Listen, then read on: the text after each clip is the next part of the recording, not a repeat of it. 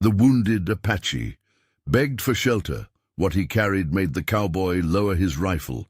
Bran Killer had learned the sounds of his ranch until they were as familiar as his own pulse. He knew which board in the North Corral sang when the wind found it, which iron hinge complained in cold weather, the soft cluck of the barn cat when it accepted a stranger's hand. For 7 years those small certainties were the measure of his days. They steadied him when the rest of the world had become uncertain, when the east wind brought the smell of dust and the memory of Lenora, when the county papers printed neat columns that did not hold the truth he felt in his bones. It was the middle of March, the kind of night that kept frost in the hollows, despite moonlight. The Davis Mountains hunched dark and patient on the horizon. Bran had been raking hay in the loft until the sound of hooves across the yard made him pause. Then, distant and thin, the unmistakable uneven step of someone loping along as if the ground themselves resisted a leg. He put down the rake, wiped his hands on his pants, and listened. The barn door creaked as it always did when opened and shut. The wind pushed at the eaves. A shadow moved inside the threshold that was not the cat. She came in on the smell of smoke and blood. At first Bran thought it was a man, by the way the figure slumped and the gait that was neither shambling drunkenness nor a rider's steady balance. Then the light from the lantern threw a face forward, skin like burnished leather, hair banded back, high cheekbones softened by exhaustion. A thin red line marked the shoulder through a dark shawl. In her hand hung a bag of leather, heavy and roughly stitched, a circle of stamped brass pressing like a coin to its flap. She did not beg. She knelt, or rather she collapsed to the clean straw and placed the sack between them as if it were a thing that needed to be kept safe. "Shelter," she said in a voice threaded with the cadence of 2 languages.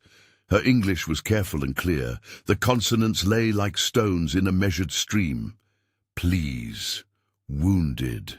Bran's rifle was still by the haymow ladder where he kept it at night. Every house on the frontier kept one within reach. He had it in his hands before his mouth had formed the question. The barrel was a simple, sensible thing that answered faster than thought. For a long moment he considered the barrel's straightforward logic: metal, iron, a final answer for danger. But the woman's eyes met his, and in them was not the wildness of a brigand or the fevered look of a desperate thief. There was a purpose that had not been dulled by the wound, an intention to restore, not to rob. She lifted the bag enough for him to see the mark pressed into the leather, a round seal, the county's emblem within a wreath. He had seen that exact stamp on payroll sacks before. He had watched men sign for coin with faces made small by worry and hope. He had also seen such sacks tossed across a saloon floor by men who had no scruples about taking a risk with other folks' wages. Bran lowered the rifle so quietly, the sound of the wood settling was like a breath freed. He would tell himself later that it was the practical thing. There was a pistol under Lenora's portrait on the mantel, wrapped in the same cloth he had used to carry her shawl to the burial ground. He did not have to grab it. He would say he made a measured judgment. The truth was simpler. He could see what the bag meant to the woman who had brought it, and in it there was a story he already half remembered and half feared. "Come," he said, and his voice was more ordinary than the night. He offered the lantern and the patch of straw nearest the low bench where he kept tools. She accepted the light without a flinch, tested the hand he offered, and with a small economy of movement let him set her down. Her weight was more familiar than he expected, light and steady. He set the rifle on a beam and turned toward the little cabinet where he kept a tin of bandages and a bottle of whiskey, the latter more often for stiffened fingers than comfort. The whiskey was a courtesy to the town doctor the last time he had dealt with a serious wound. Bran had learned the usefulness of neat measures and the way they calmed both flesh and mind. "You're bleeding," he said. He did not ask where she had been shot. Some questions only invited the wrong kinds of answers. "Shoulder," she replied. "Horse took it, 2 men, one with the limp." She spoke the words as if naming knots on a rope. He made a face when he saw me. I had the sack." Bran's hands were steady, the motions practiced. It did not matter that the hand at the tourniquet had been unused to this patient's particular bones. He had seen enough blood not to be surprised into clumsiness. He cleaned lightly with a rag wrung from the water cistern, applied tincture and wrapped. The woman, Yelena, she would say, later saying the name as if handing over something like a coin, watched without complaint.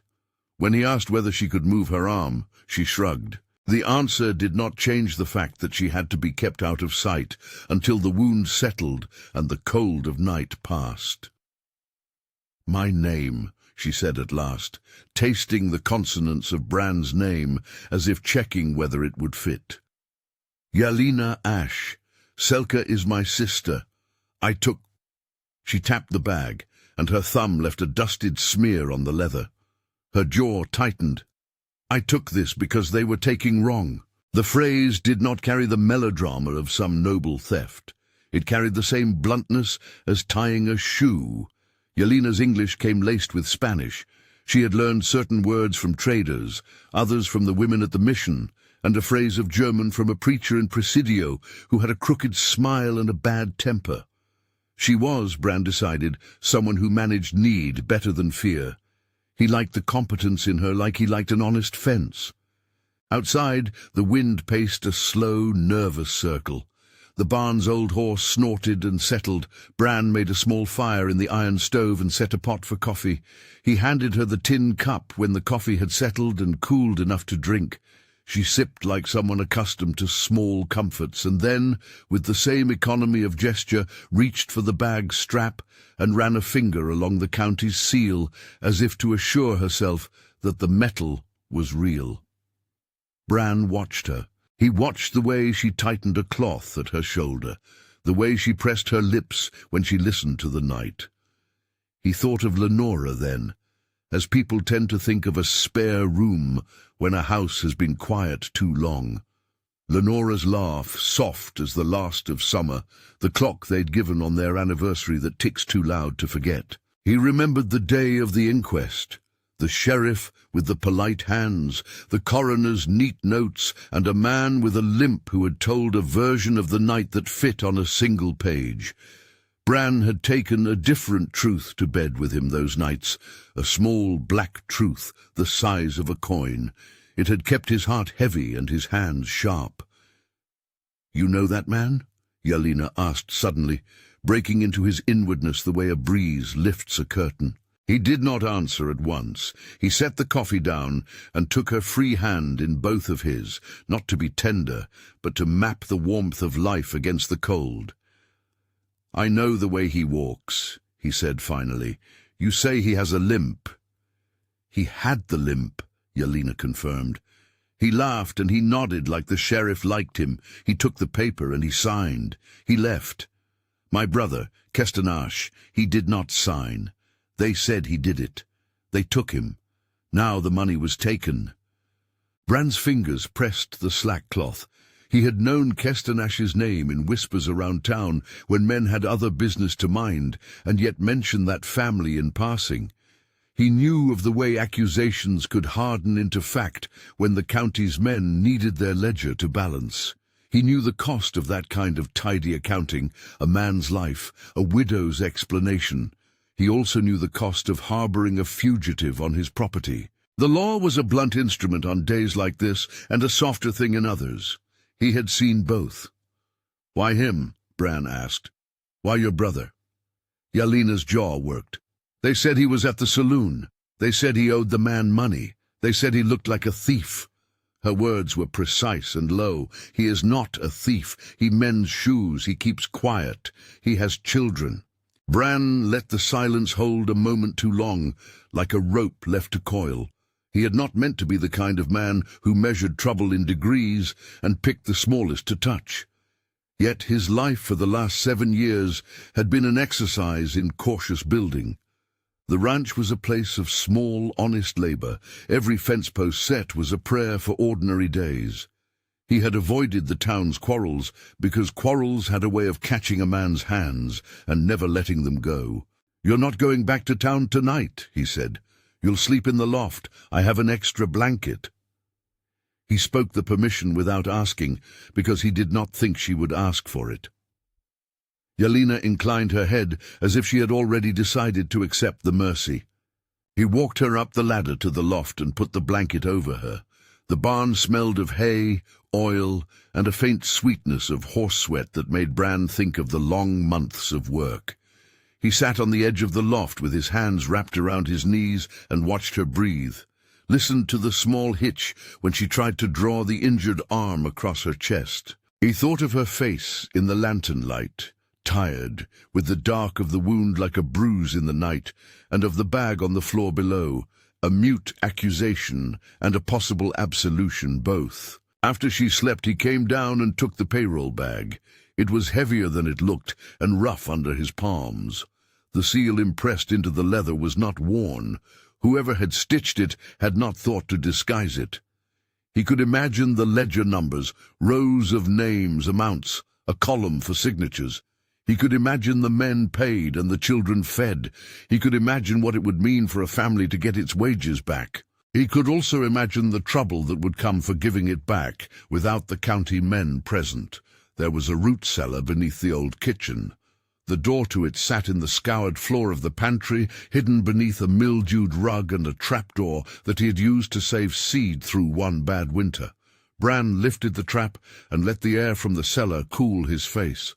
Even in March, the earth below the house was a store of other temperatures. He pried loose the panel at the back, the little trick of a panel that opened the way to a narrow shelf where he kept old tools and preserved jars.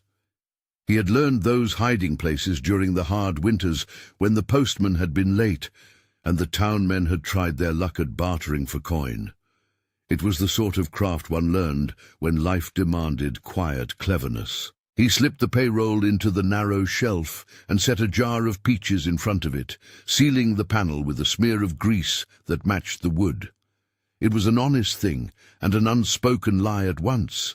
He told himself that it was to keep the bag from the prying of men and the greed of those who would use the law as a cloak.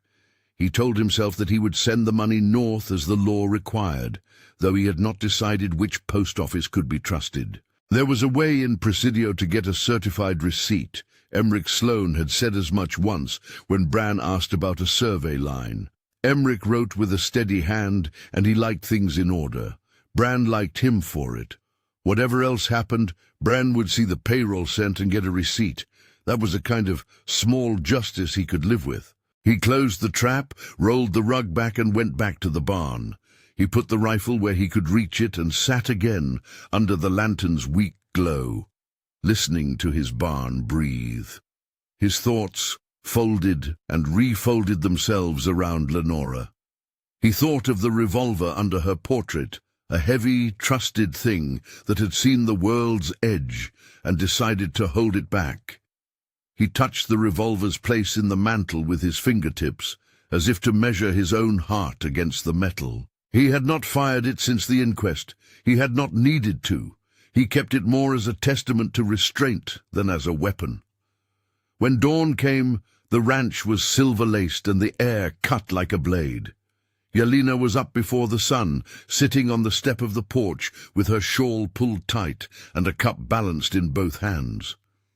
She had a way of making small repairs without fuss. She mended the rips in the saddle leather with a piece of waxed thread Bran had kept for harnesses. She spoke little, but she noticed the small things. She named the birds that came through the yard with a certainty Bran found surprising. Her Spanish lilt picked up the scrub sparrows and the mockingbirds in names he did not know, and sometimes the Anglo names as well. She had a practical knowledge, how to coax a stubborn mare, how to fold a bandage so it would not slip, how to make coffee without burning it to bitterness. Bran watched and filed these things in his mind like tinder. They moved through the day in companionable silence, punctuated by brief conversation. Bran showed her the fields that needed a new fence, the place where the spring had run the previous year, and left a slick of mud, the leaning fence post by the arroyo. Yelena worked with hands that understood the geometry of a good knot. She spoke little of her people's lives beyond the facts that family meant labor, and labor meant food. Her English was clearer in the cold light of work. She had a quiet humor that came out when she corrected Bran's pronunciation of a Spanish word, or when she fished out a long-forgotten nail with the exact motion of someone who knew the physics of leverage. "You have patience," she said at one point, as he taught her to splice a fence wire. "You are alone, and you make a house like a steady thing." Bran had not expected the remark to reach him. He wiped the sweat from his brow and looked out over the land. The mountains sent their shadows low, and the sky hung like a washed sheet. He thought of Lenora's voice, how she had told him to be patient, not as a rebuke, but as a kindness. "Patience has its own work," he said. "It is not idleness." She nodded, and the eye that watched him was like a small lamp. Work makes people right. He could have argued about the exactness of that, but she was speaking from a different kind of ledger, and his hands had learned to prefer action over debate. They finished the fence, and she helped him feed the cattle. He lifted a bucket of water, and she took the leather strap as if she had always known how to balance it. When noon came, they sat on the stoop and ate bread warmed at the embers, thick with cheese. Bran found that when a person has been alone long enough, the presence of another eating is the most intimate of ceremonies. That afternoon, Bran took a walk into town under the pretext of buying nails, but with the real business of seeing whether there had been word of unusual riders. He tied his horse in the shade outside the post office and moved to the general, where men were leaning against counters and speaking in low voices. The town had its own wind of gossip, debts and appointments, and Bran had learned to step into it with an even pace. A few men nodded. Others gave him the half-gaze that said they had a ledger and preferred not to add more lines. He asked for the postmaster, and the postmaster, a round-faced man who had been the post for longer than most here could remember, offered Bran the same steady hand. Bran did not mention Yelena or the bag. He asked about deputies on the road and about any new payrolls taken. The postmaster shrugged. Men came and went. County business had its rhythms. He did not press. It was enough to hear nothing for now. On the way back, a child from the town threw a stone and shouted Lobos at something in the dusk. Bran's mouth shaped a warning under its breath before he realized there was no wolf and no child in particular to back his admonition. The town had a way of teaching a man his own longings. It made him want to go back home. He looked at his boots and thought of the barn where the woman slept and of the bag hidden under the pantry floor. Back at the ranch, Yelena had lit the stove and was boiling water. She had wrapped the wound fresh, and her hair was braided to keep the cold out. She had collected some of the eggs and set them in a pan to fry. When Bran mentioned the county seal, she only nodded. "They will look for it," she said. "They will come." When the deputy first came through the gate that evening, Bran saw the limp as if it had been a brand. The man walked with a slight hitch in his right step that turned his shoulders just enough to cast an angle into the light. He wore the plain hat of a deputy and a long coat patched at the elbows. He had the neat, practiced smile of a man used to law that fit on a page and a ledger.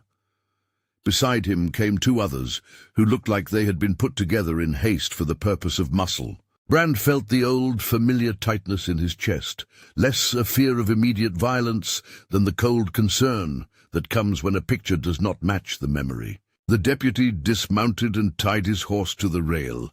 Bran watched him move the way a man who knew the land looked for poetry in a tree.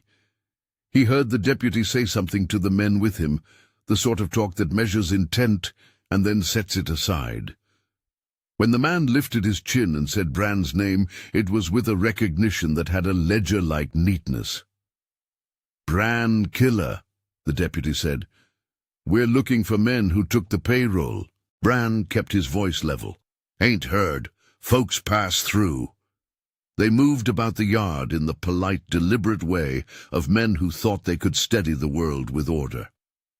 The deputy's eyes scanned the barn and hung on the loft's shadow.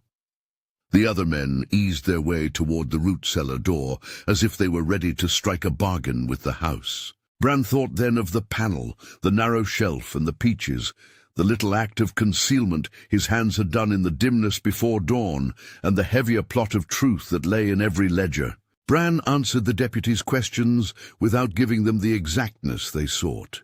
He was careful but not deceitful. He did not invite further suspicion. The deputy's limp made the gravel underfoot sound different when he moved, and Bran catalogued the way the man favored one side when he shifted his weight. He filed the face among the small horrors of the past, the inquest, the neat pages, the man's testimony that had made a perfect story of a ragged night and left him with a hole the size of a name. At one point the deputy reached up and tugged a hasp at the corner of the barn where the light did not reach. He glanced at the loft, as if testing what the sound of a hidden stir might reveal. Bran felt, in the hollow of his hand, the familiar heat of a choice forging into itself.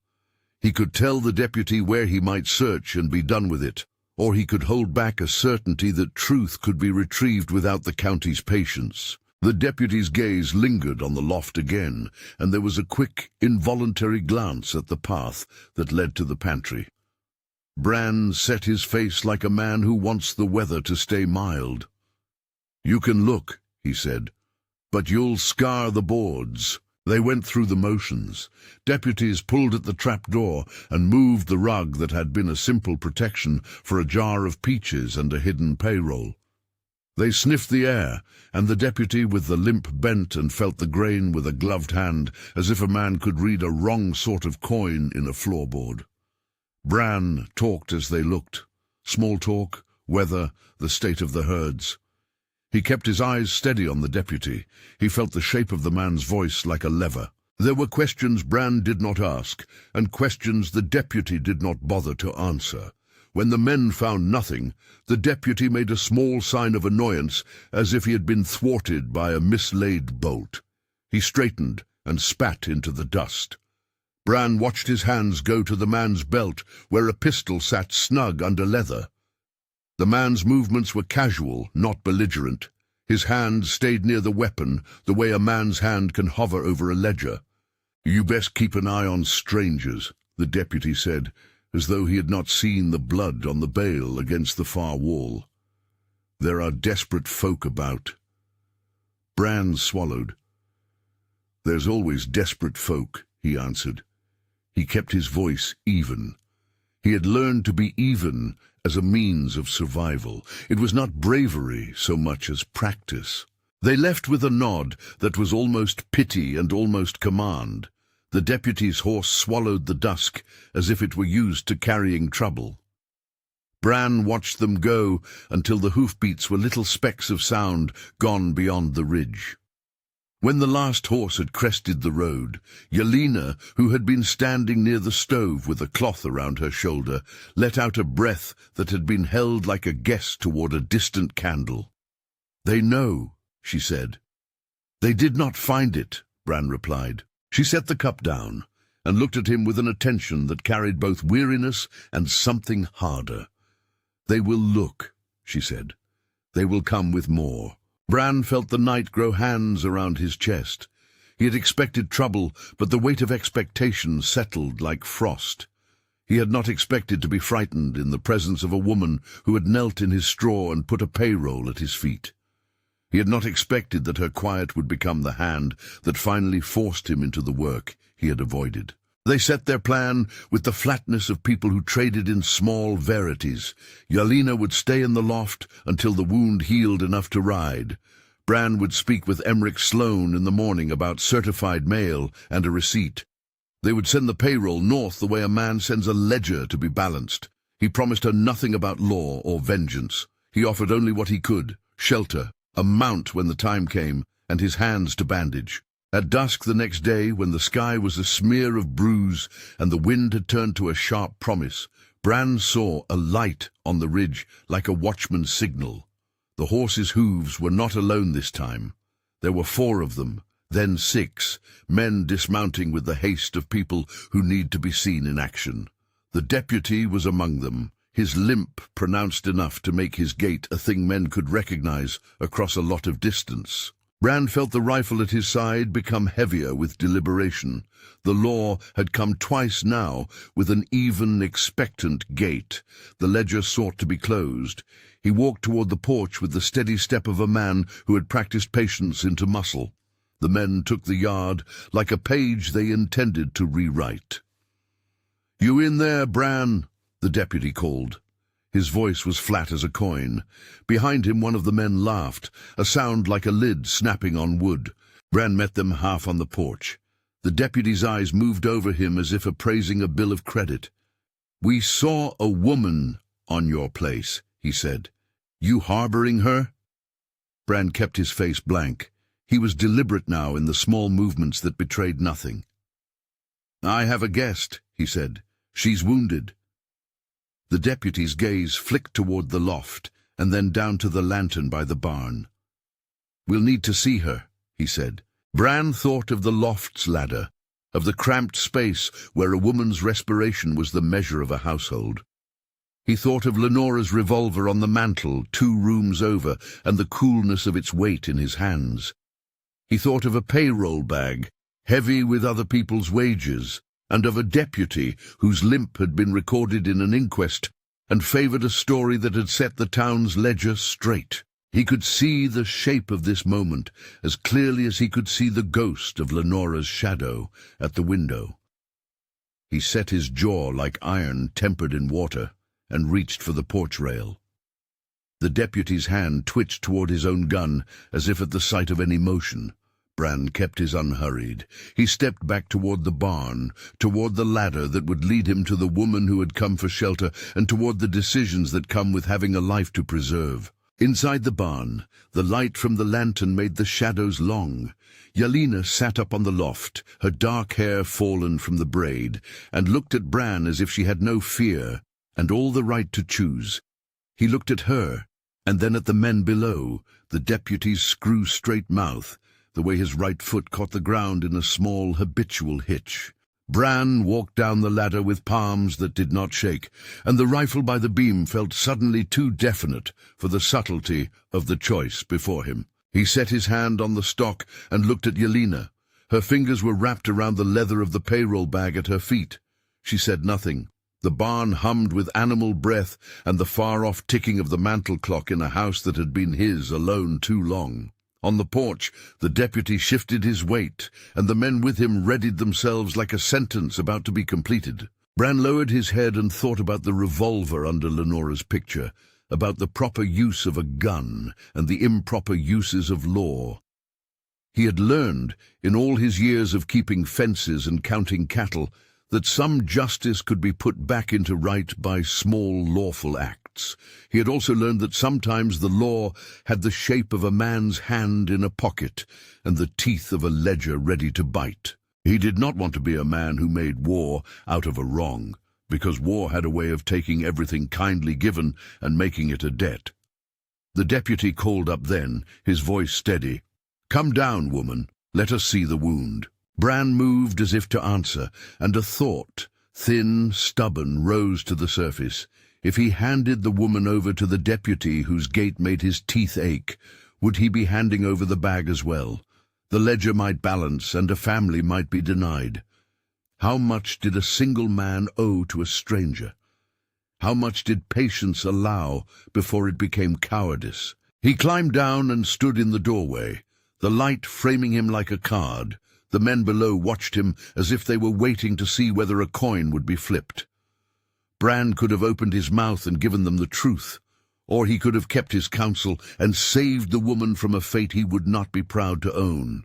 The barn smell closed around him like a cloak. Yelena's hand on the bag was a steady reminder of an act already committed, an honest, difficult thing done for the sake of children. "Bring her out," the deputy said. Bran felt the world narrow into the space between his hands and the gun that sat beside him. He felt the years compact like coals into a line of heat. He thought of the inquest and the neatness with which the deputy, Dave Rourke, or Dreff in some tellings, the name scuffed like a scratched plate, had given his account. He thought of Lenora's revolver and the way restraint had become his anchor. He looked at Yelena once more. Her eyes met his, and there was no plea in them, only a question that asked him whether he would let the ledger rule a life or whether he would place the county's seal somewhere it would not be misread. Bran moved his hand to the rifle, and with the slowness of a man who measures consequences carefully as he measured fence, lowered the barrel until it pointed at the ground. The men on the porch watched the motion like men witnessing a small miracle.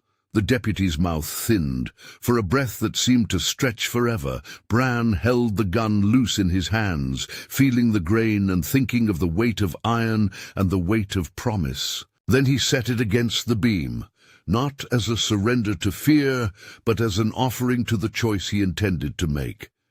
He would not hand the woman over without the law's paper trail. He would not be the instrument of a ledger already skewed. He had no taste for heroics, only for rightness, measured, slow as a mended fence post. He stepped off the porch and reached for the loft ladder. Down below, the men shifted. The deputy's eyes narrowed like a hawk's before rain. He put his hand where his pistol rested and lifted it in a warning that cut the air. Bran's foot found the rung. His hands were steady. He climbed. Above him, in the dim of the loft, Yelena looked at the payroll bag and at the man who had just chosen restraint. For the first time since she had come to the ranch, she allowed herself something like a small, tired smile. The barn around them was full of the animal sounds of night, of the scraping of a mule in its stall and the distant creak of a gate. The deputy below called again, sharper this time. "Come down, Bran," he said. "Don't make this harder." Bran put his hand on the loft rail and looked down. The men below had closed ranks. The deputy's limp made the right coat elbow jut out at an angle that could be read at a distance. Bran could see the verdict forming in the deputy's mouth, an easy verdict that would fit on a single page. He could also see the thin thread that would catch a man's life like a noose. He breathed and considered the weight of small justice. To hand the woman over was to hand her to a man who spoke with the neatness of a ledger. To hold her was to place himself, whether justly or not, against the county's account. He thought of Lenora's revolver again, and the restraint he had used since the inquest. He thought of the payroll buried under peaches in the pantry, the county's seal pressed into leather like a brand. The deputy below shifted his weight and made a move that told a different part of the story. One of men who believe in the quick, tidy of force. Bran's hand found the beam, and his fingers tightened. He could feel the grain of the wood like a map. One path led to surrender, another to a choice he could not live with lightly. He climbed down the last rung and stood between the deputy and the loft, his palms open and empty save for the dust of the ladder. "You can look where you please," he said, and the words were careful as fence wire. "But if you take her, you take me as witness. If you take the bag without due mark—" He did not finish. His meaning was clear as a bell. The deputy mouthed something like a threat, and then moved forward with a slow certainty, his hand at his gun in a way that made Bran's spine cool. The men behind him closed ranks, and the porch held breath like a room before speech. Yelena rose, the shawl slipping from the shoulder that still hurt, and the leather of the payroll bag made a soft sound against the loft plank. For a moment, everything held as if the world had been placed on a scale. Then the deputy made the smallest, quickest move. His hand jerked toward his pistol, and the world changed in that one quick, terrible motion. The deputy's hand jerked for the pistol with the speed and certainty of a habit. It was not a theatrical motion. It was the practiced reach of a man who expected his rightness to be backed by metal. Bran did not think. The years of small, patient decisions calcified into one quick motion. He stepped forward, seized the rifle that had rested against the beam, aimed, and fired. The sound punched the night like a struck bell. For a time that felt longer than the moment, everything was only sound, and the way sound rearranged the world. Hoofbeats that had been nearing stopped as if the road itself closed. The murmur of the men on the porch disappeared, and then a dull human sound that was neither a cry nor a groan, but a single breaking into silence. The deputy's body sagged against the porch rail and then slid to the planks. His hat rolled away and caught in the dust. No one shouted. Men moved without a plan, as men do when a sudden fact makes every old plan irrelevant. Two of them reached for the fallen man as if to pull him up. One of them staggered back and started toward his horse. For a few measured seconds, Bran stood in the doorway, his chest hollow and the rifle hot against his shoulder, the lantern light throwing his shadow long and thin across the yard. Yelena's hand closed on the payroll bag and then opened again. She looked neither triumph nor celebration, but the cold, clear attention of someone cataloguing what had happened. "It's him," someone said. It might have been the man nearest the deputy, might have been a whisper carried from a half-formed thought into air. Names spilled into the night to settle like dust. Dave Rourke, Dreff, that limp that marked a certain gate. Men backed away, then mounted, then left in the confusion as quickly as they had come, their horses carrying the incident down the road and into rumor. When the final hoofbeat was gone, and the ranch returned to its own narrower sounds, the hush came back like the lowering of a curtain. Bran set the rifle down against the beam with the care of a man returning a tool. He climbed down from the loft and walked to the porch where the deputy lay.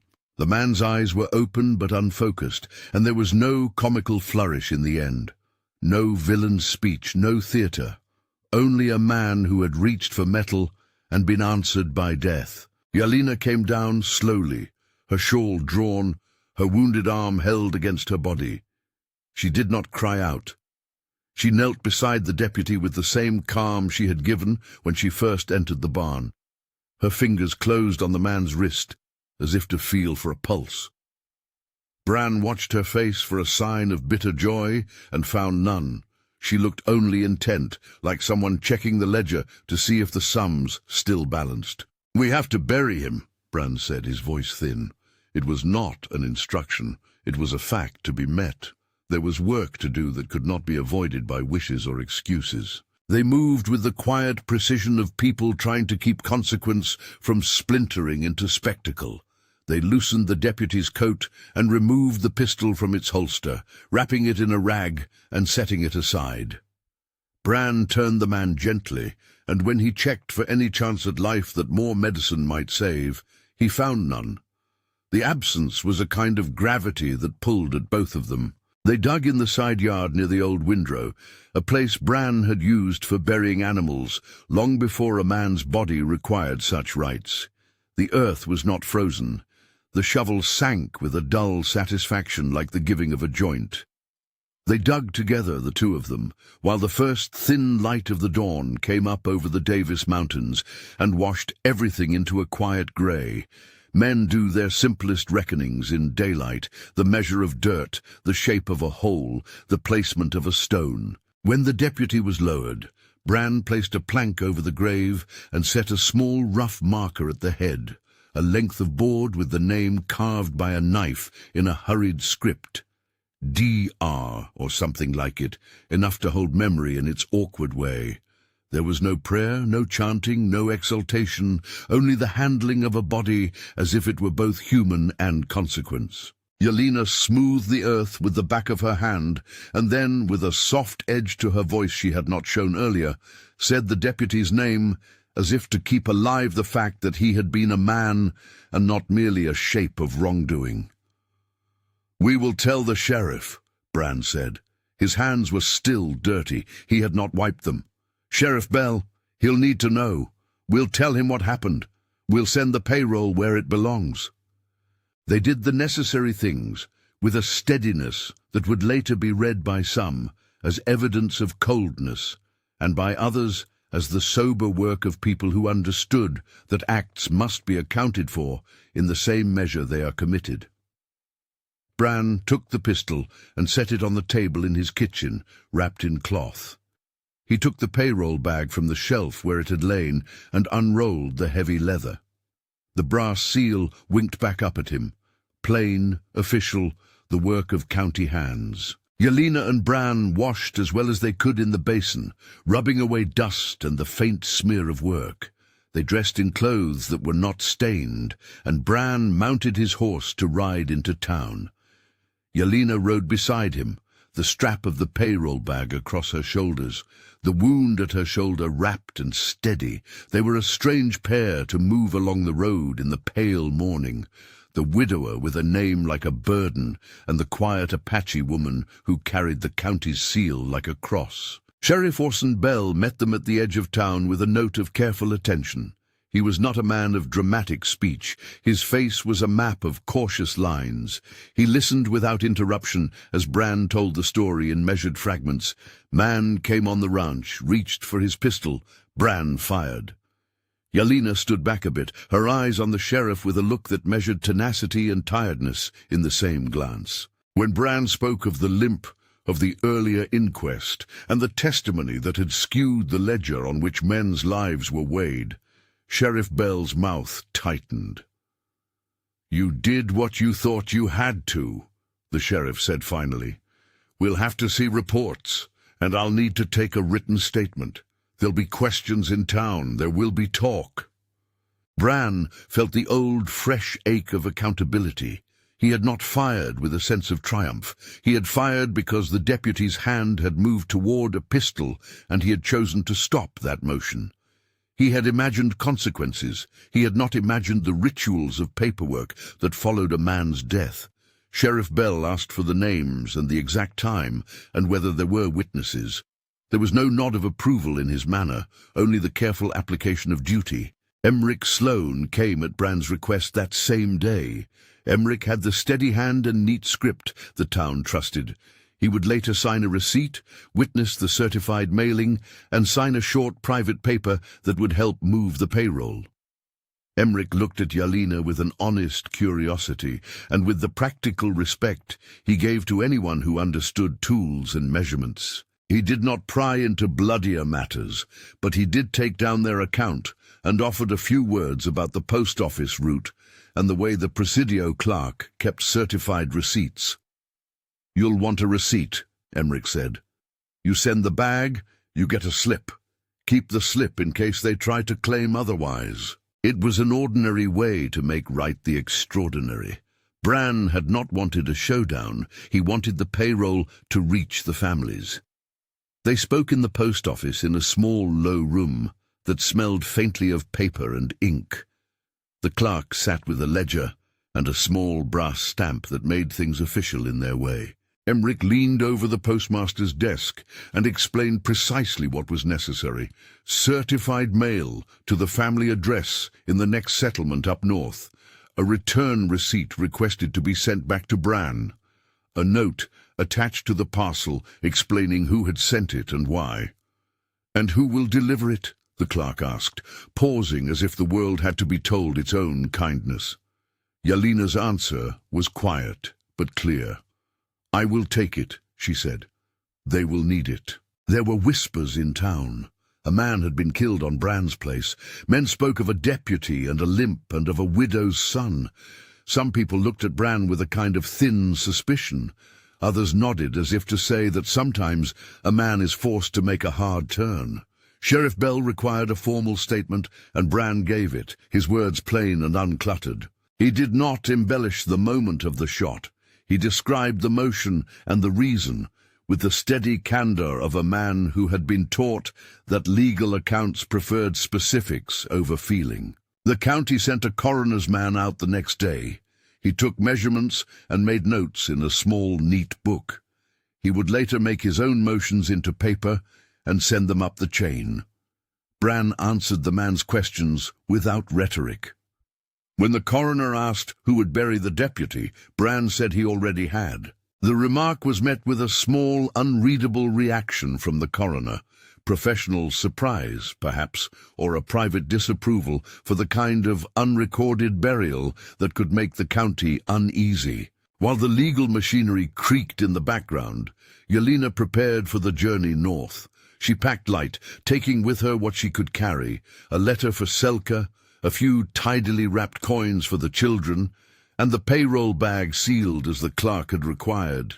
Bran insisted on paying for horse hire and provisions. He wanted her to leave with no debt owed to the ranch that had given her shelter. Yelena accepted the help without ceremony. She rode out the morning. The light had that newly arriving quality, thin and bright and sharp. She did not leave like a woman running from danger. She left like someone delivering a duty. At the post office in the next settlement, she stood at the window and watched the clerk mark the certified entry, press the stamp, and hand her a small paper receipt. The clerk signed and affixed a return slip to be mailed back to Bran and Emric. The slip became, for Bran, a small talisman that turned chaos into a line of ink. He kept the receipt in his pocket like a coin. Word travelled back slowly. Selka Ash received the payroll and the letter Yelena had written, short, practical, and full of the kind of care that meant more than speech. The money was used to steady a household, wood stacked for winter, shoes for small children, bread bought for mouths. The county's papers did not shout this soft reparation.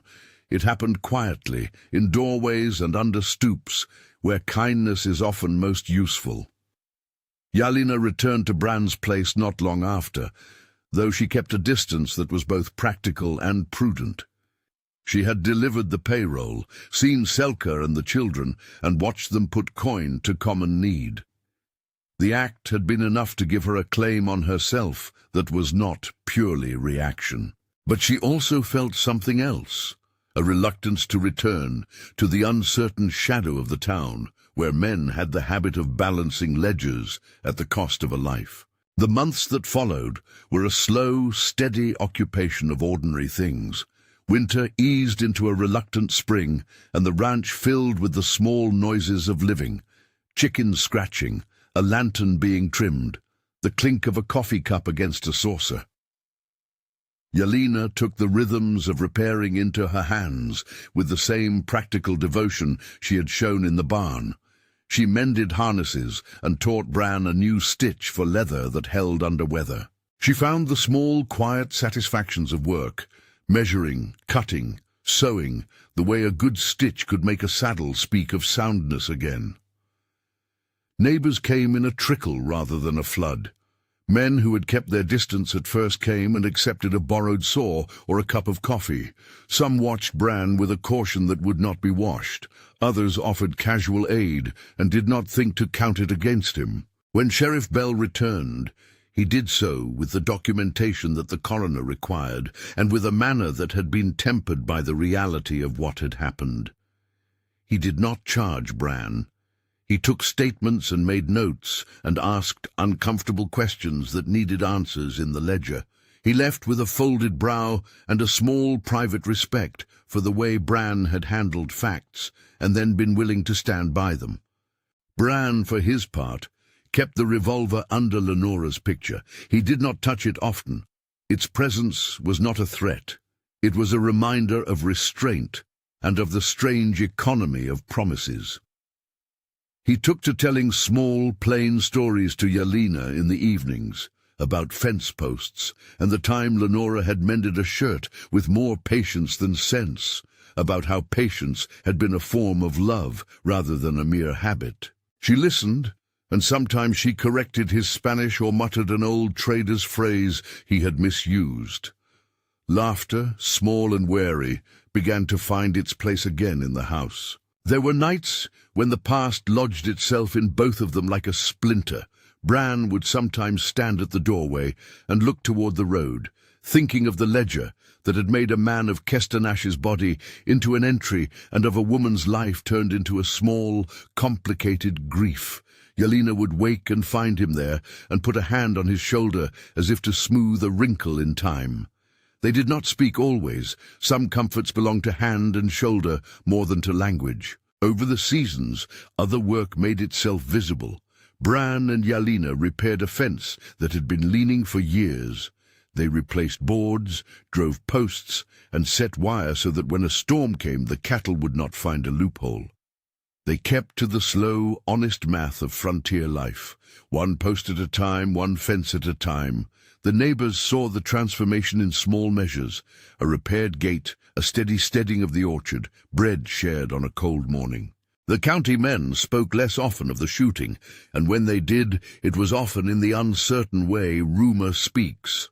One man repeating what he had heard, another correcting with a detail he thought mattered. An act as private as a marriage happened in the kitchen one rain-soft morning when the house smelled of coffee and warm flour. There was no procession, no show of grand witness. Emmerich Sloane came with his steady hands and his habit of putting things in order. Sheriff Bell came too, not to officiate, but to see that the forms would be in place should they be needed. Yelena wore a dress she had repaired herself. Bran had taken a clean shirt from a chest and ironed it until the collar stood straight. The ceremony was a matter of spoken words, simple, legal, and true. What the county required, and what two people in the middle of a life could offer each other without grand speech. They did not promise glory. They promised instead a kind of ordinary fidelity, to put in the work, to keep the house, to feed the animals, to stand witness for one another if the county ledger threatened to erase a life by neatness. Emmerich signed where he was needed, and Sheriff Bell made the small notation that would satisfy record keepers. There was a modest meal shared afterward, bread and roasted fowl and potatoes served on a table where Lenora's portrait watched with the same quiet that had lived in the house for years. The portrait did not feel like an accusation that day. It felt like a presence that had been integrated into a new pattern. People adjusted, as they do. Some neighbors came to the house with an awkward, humble kindness. Others kept their distance, as some sorts of reputations do not bend easily. Yelena earned a reputation for solving practical problems: a broken harness, a stubborn throat on mare, a mending job other women avoided. She did not seek to be anything other than capable. People began to trust her with small things, then larger ones. Bran took to leaving more tasks to her hands, not because he felt diminished, but because the work itself prospered under more hands. There were days when the law reached into their lives with a cold, administrative certainty. Papers arrived from the county. An inquiry into the deputy's death, statements required of those who had been present, and a request for further clarification. Bran wrote plainly, repeating the facts, refusing to dramatize. Yelena signed where necessary. Emmerich helped file forms and kept copies of the certified mail slips in a neat ledger that sat on the kitchen shelf. The payroll's certified receipt came back to Bran in Emmerich's neat hand. The clerk in the Presidio had returned the signed slip, and Bran put it into his pocket and then into a small wooden box where he kept other small proofs, deeds, receipts, a photograph of Lenora that had lost color but not meaning. In town, some men were slow to erase a memory of accusation. Kesternash's fate, as far as the county's formal record went, remained a quiet thing. Nothing public and nothing neatly resolved in a town that preferred tidy endings. Bran did not go to the papers demanding that Kesternash's name be cleared. He had no appetite for spectacles that might reopen wounds. Justice, in his recent experience, was not always a public thing. Sometimes it was the private distribution of what was owed by the hands that could find it. Late one spring, Yelena received a letter that made her smile with the kind of weariness that comes when work bears fruit. It was from Selka Ash, and it spoke of children whose shoes fit and a hearth that kept warm. She sat on the stoop, reading aloud in the evening while Bran shelled peas nearby, and the sound of her voice in the dusk was like a small blessing. Their household did not become a place of perfect ease, but it became a place where small repairs were done without second thought, and where laughter sometimes came at the end of the day. They tended the grave on the side yard. Bran added a second rough board with a few carved words, enough to say that a man had been there, and that his life had had a shape no ledger could fully hold. Yelena planted a small clump of wildflowers that came up each year, tough and stubborn in the rocky soil. It was not a monument to victory. It was a mark that a human life had been wrenched and handled with care afterward. Sometimes, on nights when the wind lay soft and the stars were clean, they sat by the stove in the kitchen, with the portrait of Lenora watching from the wall, and the house felt less like the solitary place Bran had once inhabited, and more like the sum of two lives that had chosen to keep one another company. They spoke of little things, the spring that had run shallow last year, the neighbour's boy who had a cough, the way the mare had taken kindly to Yelena's touch. There was a quiet contentment in the doing itself. Bran's name went on the town's list in small, half-interested ways. A man at the general store would mention an adjustment in prices that Bran had made fair. Another would nod when Bran lent a man a plough for a day. The ledger of reputation is a slow thing. It fills in with acts that are not dramatic. Yelena's hands, calloused and quick, became a known remedy for stubborn leather and for stitches that would hold. On the anniversary of Lenora's death, Bran did not dramatize grief. He took down the revolver from under the portrait and laid it on the mantel for a moment, feeling the smooth, familiar weight. Yelena placed a small loaf of bread on the table and set a cup of coffee beside it. They ate in silence and then went out to mend a fence post that had become soft in winter rains. That was the kind of memorial that seemed truer to both of them, a repair that kept the ordinary world turning. There were nights when Bran still woke thinking about the limp in a man's walk and the way the testimony had folded the ledger against a life. He did not pretend the world was corrected. The county had its own circuits of power, and some of those circuits had a great weight.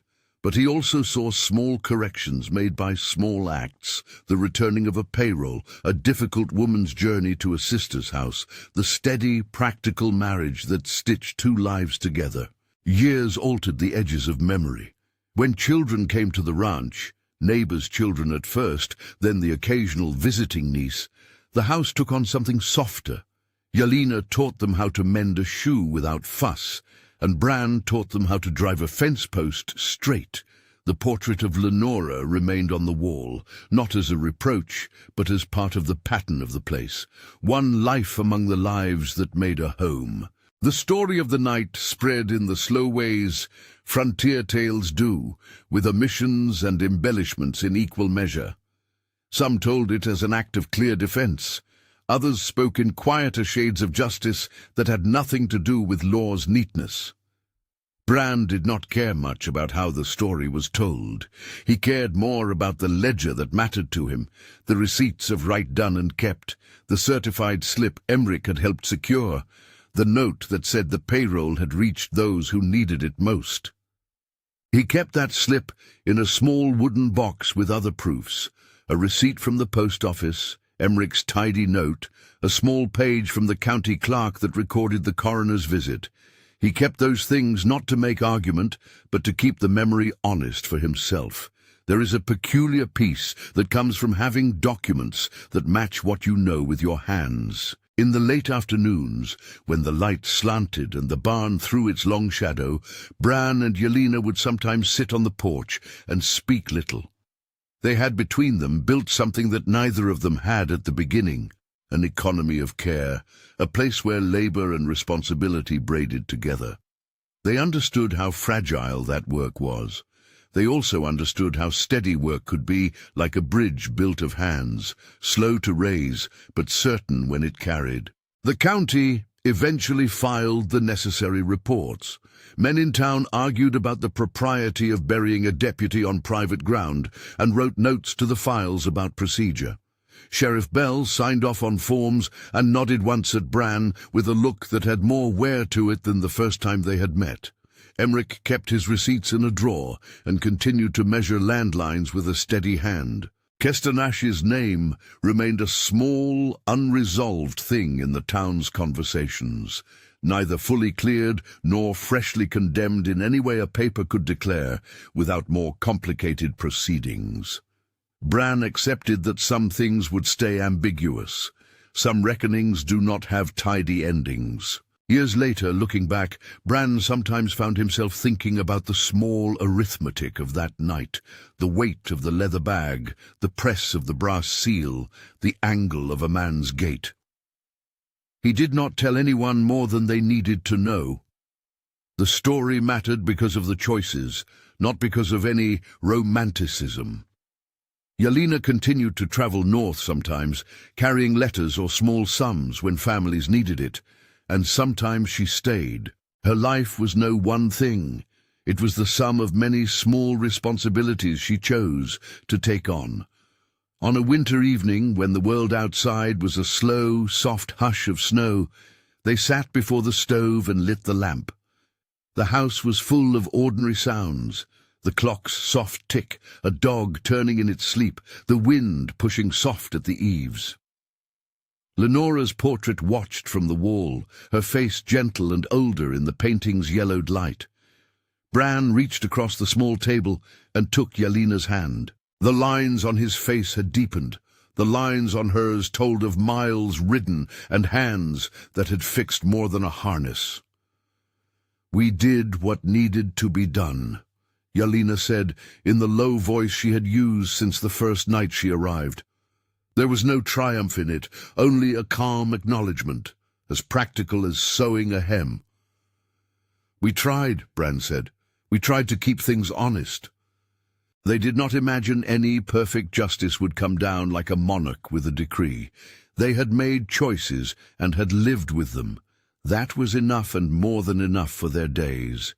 The house around them had taken on the marks of work and of fellowship. Scuffed floorboards, a repaired table, a stack of letters tied together with string. In the kitchen, a loaf cool on the board, the light softened by glass. Outside, the ranch lay as it always had, part stubborn rock and part careful human impatience. The Davis Mountains held the horizon steady, patient as old things. In the barn, the tools hung in their neat order, each one with a place that made sense. A rifle rested where it had always been, a thing of metal and need, and the revolver under Lenora's portrait was a reminder that restraint sometimes matters more than the capacity to harm. Bran and Yelena lived out their days with the quiet gravity of people who had been taught to measure consequence and chose to carry on. Their choices did not erase the past.